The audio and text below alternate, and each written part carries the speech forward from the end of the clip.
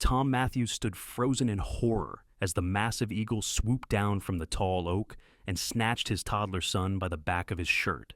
Ralph, barely 2 years old, dangled from the powerful bird's talons as it lifted off from the edge of their garden.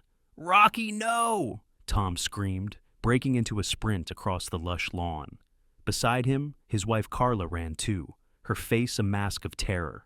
But something strange was happening. Instead of soaring higher with its prize, the eagle, Rocky, was flying low and in a circle, almost as if trying to reach Carla. As she veered toward the tree line, Rocky descended, gently depositing Ralph on the ground at her feet before landing several yards away. Carla swept the boy into her arms, checking frantically for injuries. "He's okay," she sobbed with relief, finding only slight redness where his shirt had pulled against his skin. Ralph, though startled, wasn't crying.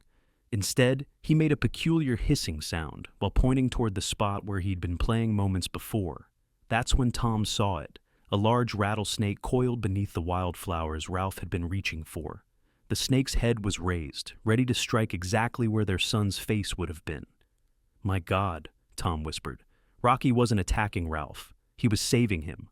3 years earlier, Tom had returned to his family's ranch after completing his degree, bringing his new wife Carla along.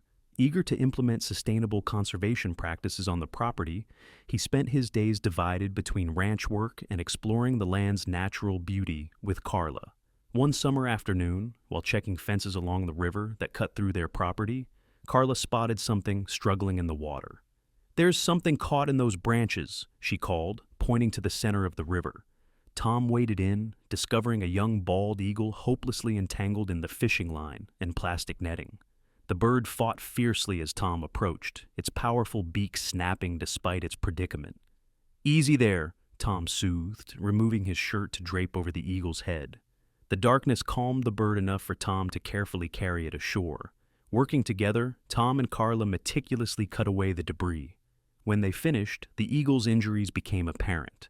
A badly bent wing missing several feathers and an injured talon that prevented it from standing properly.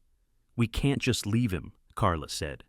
The local veterinarian who tended their livestock brought a large cage and helped bandage the eagle's wing. "You folks are far from any wildlife center," he cautioned.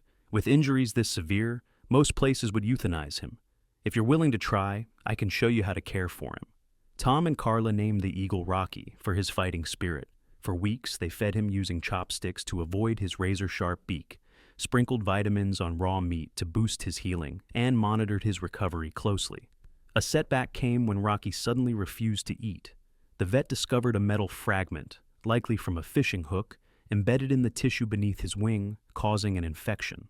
After removing it and administering antibiotics, Rocky's recovery accelerated. As the eagle regained strength, Tom built a spacious outdoor enclosure where Rocky could practice flying. When the day finally came to release him, they opened the door with mixed emotions. Rocky hesitated, then flew to the top branches of a nearby tree where he perched for hours, as if unsure about leaving. Eventually, he spread his magnificent wings and disappeared into the sky. 3 days later, they heard an eagle's call outside their window. Rocky had returned, choosing to perch in the tall trees overlooking their home. Though free to come and go, he became a regular visitor. Tom constructed an artificial eagle's nest high in the oak tree, and their hearts soared the first time they spotted Rocky sleeping in it. He had become part of their family. When Carla became pregnant, they worried how Rocky might react to a new family member. The day they brought baby Ralph home from the hospital, the eagle watched intently from a lower branch than usual, seemingly curious about the tiny bundle in Carla's arms. As Ralph grew from infant to toddler, Rocky remained a constant presence, often circling overhead when the family spent time outdoors. Tom and Carla would point upward, teaching Ralph to recognize their feathered friend. "Eagle" became one of Ralph's first words, his small finger pointing skyward whenever Rocky appeared. The day of the rattlesnake incident had been perfect. Warm spring sunshine, a light breeze rustling through the trees, and the entire family together in the garden. Tom had a rare afternoon off from ranch work, and they'd spread a blanket on the lawn for a picnic, while Ralph explored his surroundings.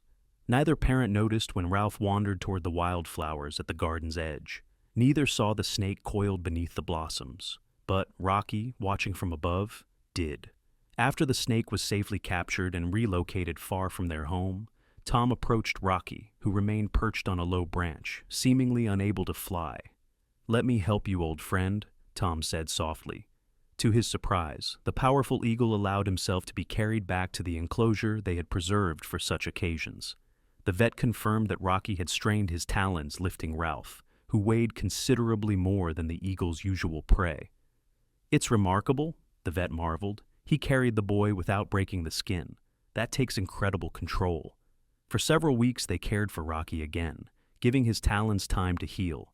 When released once more, he resumed his vigilant watch over the family. "I never thought saving that eagle would mean he'd save us in return," Carla said as they watched Rocky soar above their property. "It's like he knew exactly what to do." Tom nodded, holding Ralph's hand as the boy waved excitedly at the eagle. Maybe he did, or maybe it's just that sometimes, when you put good into the world, it finds a way to come back to you. Above them, Rocky circled once more before perching on his favorite branch, their guardian, their friend, their family's protector in the vast Texas sky.